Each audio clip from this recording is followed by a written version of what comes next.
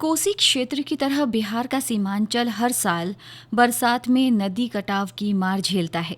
किशनगंज जिले के पोठिया प्रखंड स्थित धोबीडांगा गांव नदी कटाव से बुरी तरह प्रभावित है।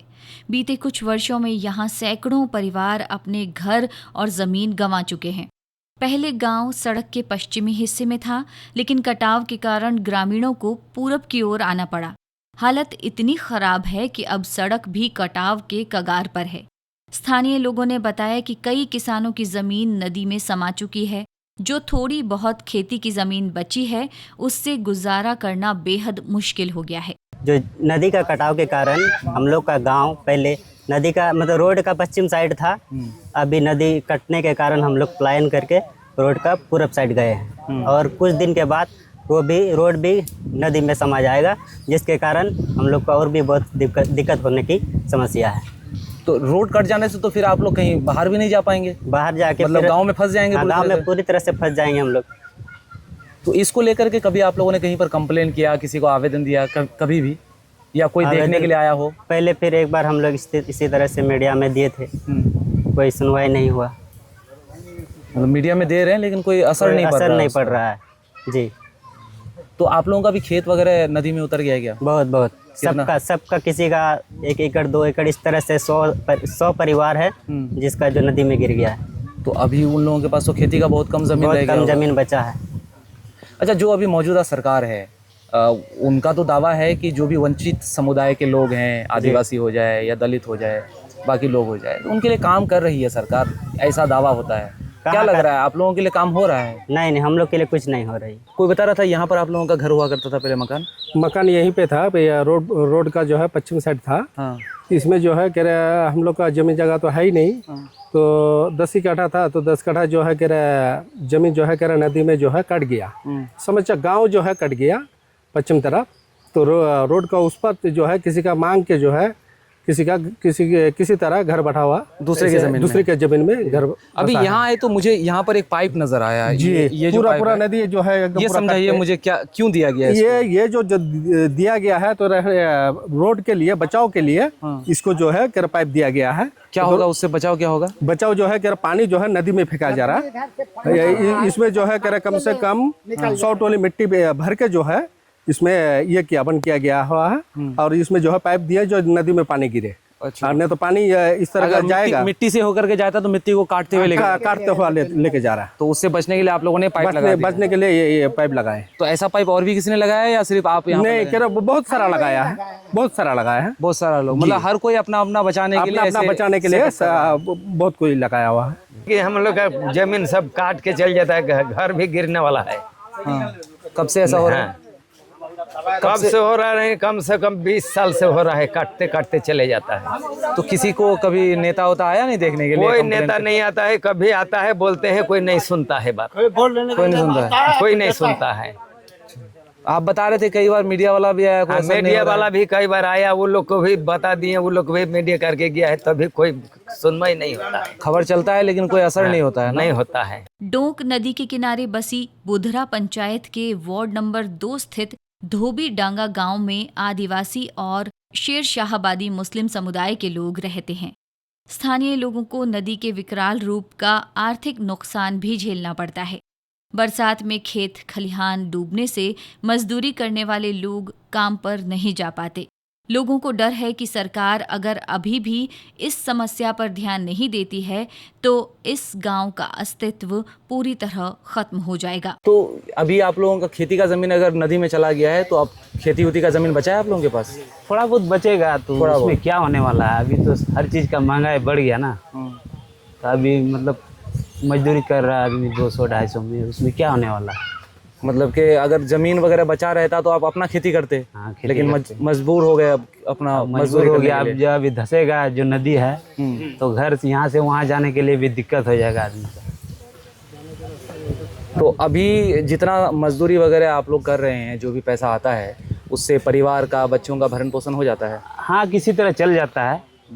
लेकिन अब जैसे नदी कटाव हो रहा है तो उसमें अभी यहाँ से घर वहाँ ले जाना है, तो इसमें हो नहीं सकेगा। हम लोग डोक नदी का कटाव से परेशान हैं। कई वर्षों से कटाव हो रहा है।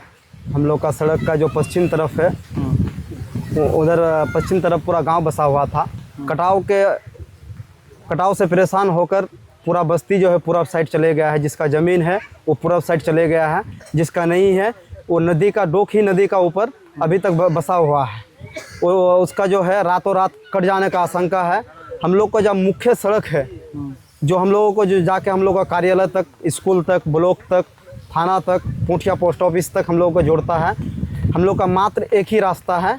हम लोग का जो मुख्य सड़क है वो डोक नदी का कटाव का बिल्कुल ही कंगाल में है। तो इसको लेकर के आप लोगों ने कहीं कंप्लेन किया है? कोई नेता को बुलाया कभी देखने के लिए कि आइए? इसके बारे विधायक जी को फ़ोन किए थे और आवेदन भी इससे पहले भी मीडिया वालों को बुलाया गया था, मैं मीडिया को बुलाया गया था और यहाँ का जनप्रतिनिधि बुधड़ा मुखिया भी आए थे।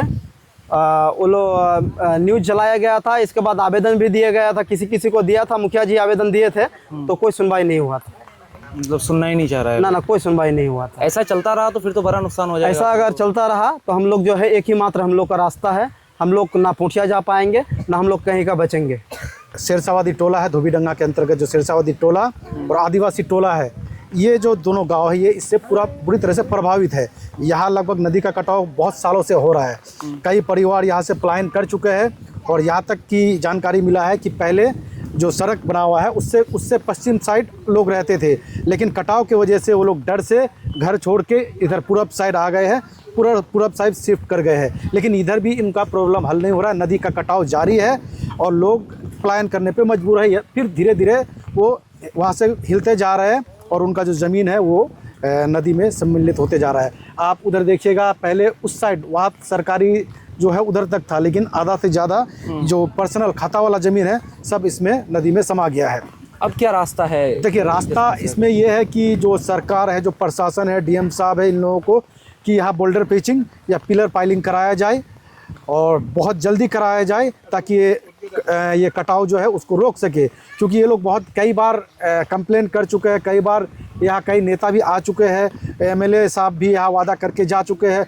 2 साल पहले उनका, जब मैं मीडिया ही उनसे सवाल किया था तो वो 2 साल पहले ही उनका काम करने वाले थे।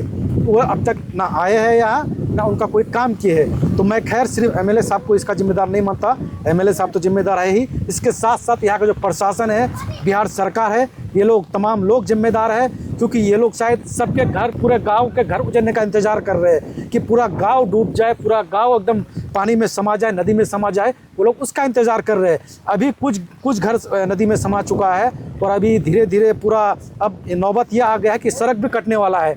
और अगर खुदा ना खास्ता ये सड़क कट जाता है तो पोठिया ब्लॉक से इनका जो कनेक्शन है वो ख़त्म हो जाएगा और ये लोग यहाँ एक आइलैंड की तरह बंद इसमें रह जाएंगे। ग्रामीण वर्षों से नदी किनारे बोल्डर पिचिंग की मांग कर रहे हैं, लेकिन अब तक कोई ठोस कार्रवाई नहीं हुई है। सरकारी उदासीनता से नाराज ग्रामीणों का कहना है कि अगर जल्द काम शुरू नहीं हुआ तो वे आगामी विधानसभा चुनाव का बहिष्कार करेंगे। अभी 3 महीने बाद चुनाव है और जो सरकार के लोग हैं या जो विधानसभा के एमएलए हैं वो दोबारा गांव-गांव पहुंचेंगे। तो इस बार क्या प्लान है आप लोगों का इन चीज़ों को देखने के बाद, क्योंकि आपके गांव का तो काम हुआ नहीं? हम गांव वालों का सबका प्लान यही है, जो जितना भी जनप्रतिनिधि वोट का टाइम में आता है वादा करता है जो नहीं कर देंगे काम, उसके बाद काम नहीं हो पाता है। सब हम लोगों का तकरीबन यहाँ पे 500 परिवार है, तकरीबन 300 परिवार है, तकरीबन 700 साढ़े 700 वोटर है यहाँ पे। अगर हम लोगों का इस बार ये काम नहीं होता है इलेक्शन से पहले तो हम लोग का एक प्लान के तहत हम लोग का सबका कहना है जिस बार हम लोग बूथ खाली कर देंगे, बूथ में कोई वोट डालने नहीं जाएंगे। सितंबर 2022 में मैं मीडिया ने इस गांव की समस्या पर खबर चलाई थी, जिस पर स्थानीय विधायक इजहारुल हुसैन ने जल्द समाधान का भरोसा दिलाया था। हालांकि लगभग 3 साल बाद भी हालात जस के तस बने हुए हैं। किशनगंज विधायक से हमने एक बार फिर इस समस्या की बात की तो उन्होंने बताया कि डोक नदी के कटाव से राहत दिलाने के लिए सरकारी प्रक्रिया जारी है। उम्मीद है कि इसी बरसात में काम शुरू हो जाएगा। इजहारुल हुसैन ने आगे बताया कि अगर कटाव 20 मीटर के भीतर होता है तो सरकार 24 घंटे के भीतर राहत कार्य शुरू कर देती है, लेकिन नदी से कटाव की दूरी अधिक होने पर इस प्रक्रिया में समय लग जाता है।